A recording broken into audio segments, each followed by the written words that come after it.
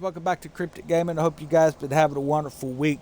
So we've got some new information from the developers here on Skull and Bones. They put this out today, and it looks like we're looking at some bugs fixes that are coming in. We're going to talk a little bit about Sloop of War and, of course, the rest of Season 3 coming in. So for those of you with the Dark Tot Lullaby event, and, of course, the Helm Empire production bug that they had here a while back where it wasn't rewarding those items coming off when you were offline. They have a planned compensation for both of those. October 7th being for Dark Tide Lullaby. Sometime between now and October 7th, they said be watching for it to come rolling into the game. My guess is it's going to be in the mail system, and you should get that based off which pass you were playing under. Don't expect premium items if you didn't have premium pass, folks. That's just what they're saying here. So as far as the compensation for the Helm, they've suggested a couple of things here. One of them is the fixed compensation, pieces of 8 or upgrade parts based off how many manufacturers you own. You know, I guess that's okay and all. The fact is it doesn't matter how many manufacturers you own. What matters is what your manufacturer levels are, plus what your Helm upgrade area is as well. As long as this thing was done, you're talking thousands of parts that we're taking over. So I don't know that they're willing to give enough of those parts over. But they also had made a recommendation of production boost where your manufacturers will temporarily produce double the resources without doubling your cost. So essentially running like a double resource building weekend on your Helm. Everything doubles its production rate, but not the cost. I mean, I guess that's one way to do it. Me personally, just give us some chests and be done with it. You know, there's no way we're going to get what we had out of it, especially from one event. If you're looking to double, actually quadruple your production value on that stuff, guys, all you have to do is when you come over into your map, you're going to come over tab to your Helm. You're going to want to look and see what it is. So this one here we're producing, we need some pieces of 8 in order to be able to double this up for 15 minutes. So I could actually sell out to that area and just refund that. You know, they have some that work off of the raw imperial jade, sugar cane, etc. And you can just go to these locations and you can just boost these things. But what you're going to realize is most of this stuff boosts with pieces of 8 whenever you're talking parts. So and you end up getting quadruple the amount for 15 minutes. So to me, it looks to me like the whole double weekend thing. I mean, I guess it's an okay idea. When they do that, will I be able to then, you know, pop my, go up there, fund the area, and then on a double weekend, end up getting 8 times the amount? It could be worth it if we could end up doing that. So I can foresee there being problems is what I'm saying with that. You know, they're not going to like the fact if we all come over start funding on a double weekend, because then we're getting 8 times our production value. You can guarantee I will be sitting directly in front of one of those manufacturing parts, making my spare parts or my upgrade parts, and I have over 800,000 pieces of 8.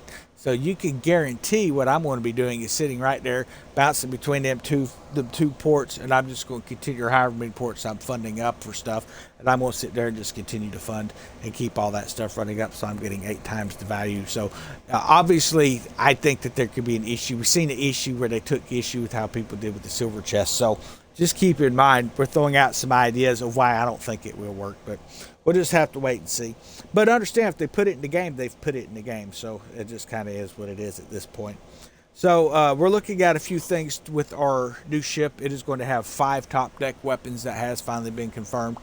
No confirmation on the total overall amount of cannons, but 5 on top. So a lot of medium ships will have more on top than they do on the bottom. Some will have equal amounts. So we could be looking anywhere between 8 to 10 broadsides on this ship. It could be actually something pretty special from what it's sounding like. I think I'm definitely getting into the idea of what they're bringing in. So Season 3 was supposed to bring us that water spout. Now, a lot of people, I think, are kind of, mixed reviews on that because there's so many issues with the storm system currently. It gets too foggy, the storm frequency lasts too long, etc. It gets too high of waves. Whether you're in a small ship or large ship, your ship's always underwater type deals.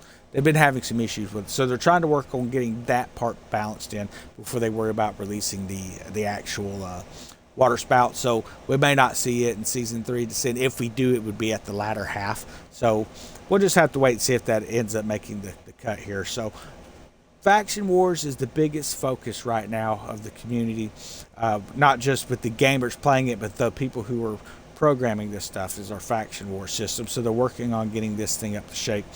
Sounds like to me, from what I've been hearing from some folks, it's really come a long way, and it's going to be bringing some really nice additions to the game.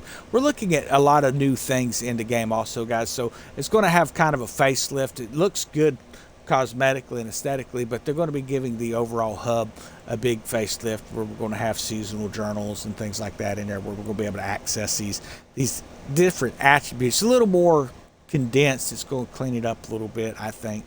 I definitely dig the way they've been doing things here in season, well, I'll say year 2.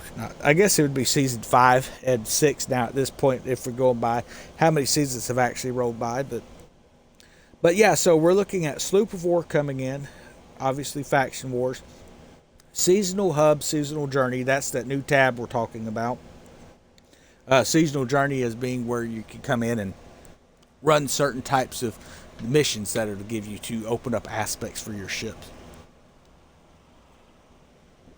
Maybe you just want to focus on culverins. Maybe you don't really have a particular weapon type, but you have a particular damage type, so then you could focus in on more of the DPS values, of the elemental values, or the physical damage values and things like that. It gives a little bit of options there for you, the player, to kind of fine tune your stuff in. So definitely looking forward to that.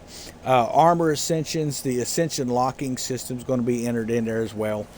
Of course, domains, we've discussed that a little bit in the past. What that's going to be is the map will effectively be cut into domains, into different domains, and each domain will have its own pirate lord over it. So like Lepest will have its area, Lynn will have her area, you'll have Vikram with his area, the Hubox will have their area type of deal. So that'd be kind of cool. Now, they had originally discussed a third antagonist or whatever, or protagonist, whatever you want to call it, a third character that's supposed to be entering a pirate lord system that was going to come into season 3 originally. I don't know exactly what happened with that, so I've not heard any news on that. That's not made here on the list, so my guess is a lot of that stuff is being moved on back a little ways too. So we were originally here in year 2 going to see a new pirate lord and a new sea monster being the Kraken in season 4. We could still potentially see that. I know they backpedaled a little bit on this Kraken, saying that they want to make sure the mechanics are working properly before they actually introduce it into the game. They don't want to be introducing something that's, you know, a big broken aspect. So they want to make sure that they get it right on the first try. So I could respect that. Definitely could respect that. So a lot of really interesting things coming into the game, though, guys. Some new cosmetics, things like that we're looking at here. Supposed to be looking at some new, furnitures and all. Some of the cosmetics they show are pretty decent. I'm not seeing anything like this. They said that they don't want to make everything too gritty, that they've had request not to make the content look too gritty. Now, I'm not exactly sure what they're referring to on that when they're talking about not making their cosmetics gritty.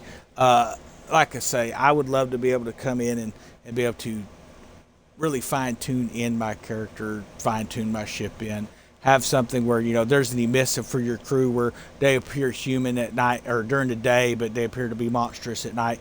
Kind of like what you see with the Black Pearl, Curse of the Black Pearl, things like that. They can do stuff like that in this game pretty easy. That, to me, would be a better cost value when looking at doing, a ship, buying cosmetics. Now, we can't buy each individual cosmetic off a ship set. You have to buy the whole set, and then you can mix and match these things around a little bit.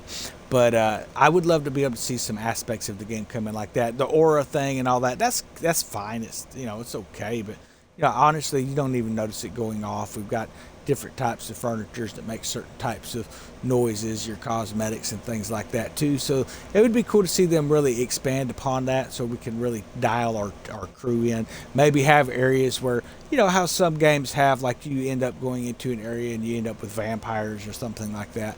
Well, maybe you're not doing vampires, maybe you're picking up some sort of a sea curse on your crew that travels along. Maybe it gives you some buffs, but it also has some negative effects. You know, maybe if you receive some sort of a curse, it changes your crew into monstrous things during the night.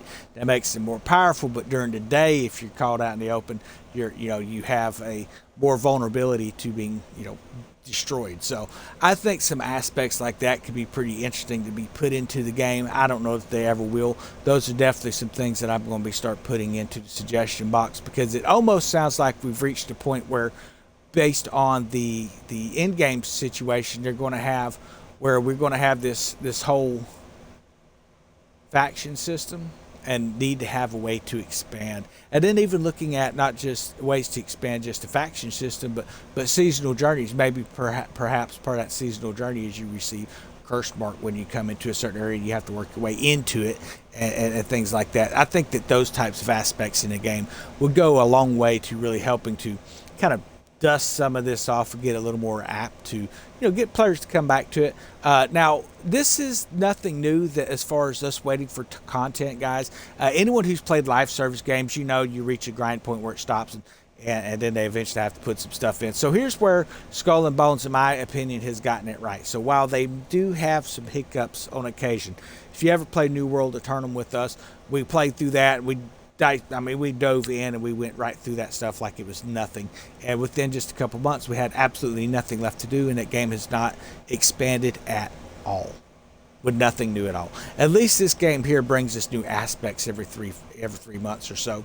Sometimes it extends a little bit. Sometimes they have a few hiccups in production, but they do get it there. So for those of you just now coming into the game, this is really a good time for y'all to start getting situated, because at this next leg, it's going to make it more complicated for people to catch up as the game continues to progress. So that's something to keep in mind here in the days ahead, guys. But I hope you've enjoyed the video. Definitely comment in. Let me know what your favorite part is. What are some things you would like to see them add into the game? I think a lot of these are some great talking points. Maybe we can get some things hammered out and get it sent in, and maybe we'll see them entering into the game soon. Y'all have a wonderful day. We're going to hop off here.